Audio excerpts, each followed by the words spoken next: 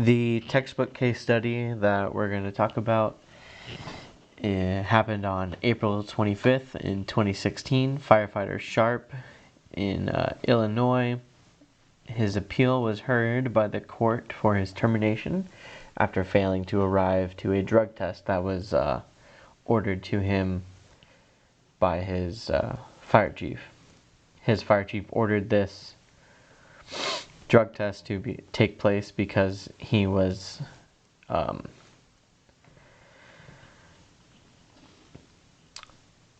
charged with the possession of marijuana and about $50,000 in cash on his person during a traffic stop.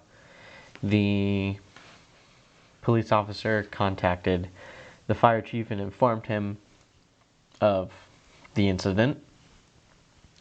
When firefighter Sharp returned to duty, he was instructed to meet with the fire chief immediately, who gave him paperwork and instructions for his drug test that he was requiring for him to be able to come back to work.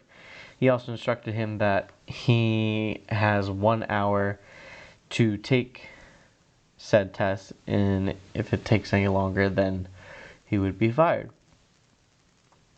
What ends up happening is firefighter Sharp calls Fire Chief Blackman about 3 hours later, stating that he's at the testing facility and where's the paperwork that he needed.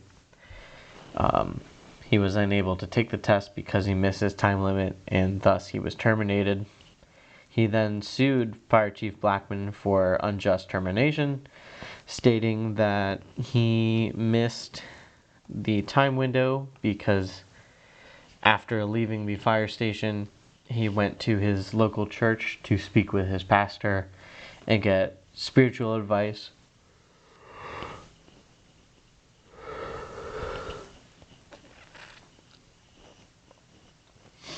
The court threw out his case, finding that his traffic stop and his possession of an excess amount of money and drugs was reason enough for the fire chief to enforce a drug test, and that his reasoning for missing the time window was insufficient.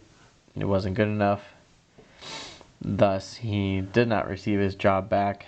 And one thing to learn from this is that listening and following the direct orders from your fire chief should always be done in a timely manner and exactly as they state, because usually great consequences can follow from that. The case study that I did from the newsletter happened on September 23rd, 2022, out of Florida. The Court of Appeals found that the improperly dismissed the drug-related offense under the 911 Good Samaritan Act. And what this is talking about is an incident where Mr. Waiters, who was using crack cocaine, and he started acting very strangely, and at one point was clutching his chest and stating that it hurt. His sister then called 911, fearing that he was overdosing. The EMTs had got to the house. They checked him out. He seemed of stable mind and wasn't having a heart attack or an overdose or anything. And he was healthy enough to be released without hospitalization. He even signed the paperwork to be released. And when he gave his information to the EMTs and the police officers found that he had an outstanding warrant for him. After noticing this, they arrested him, searched him, asked him if he had anything that could harm them, that was anything in his possession in his pockets that could harm them, like a knife or any sharp object. To which he stated he had a broken crack pipe, and he also had some crack rock on him, and he was charged with possession of a controlled substance and drug paraphernalia. But later this case was dropped due to the fact that a person's cannot be arrested for possession of a drug or the drug paraphernalia when they are getting medical assistance for that drug. Like if they're having an overdose, the police have to show a blind eye to that substance in that scenario. That is the 911 Good Samaritan. Is if you are trying to receive help and medical attention, you are exempt from those immediate consequences right there. What was okay in this situation was the arrest for the warrant he had out, but what was not okay was charging him for the drugs that he was currently on and had on his possession.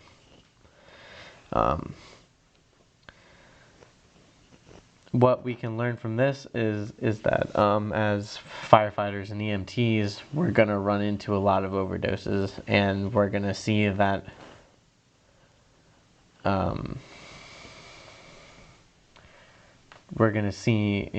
real time that cops can't do anything about the drugs that they are on currently because of this act. The last case study that we are going to talk about is the current event case study. It happened on March 10th, 2022 in Clinton County. Fire chief was charged with a DUI while driving the ambulance.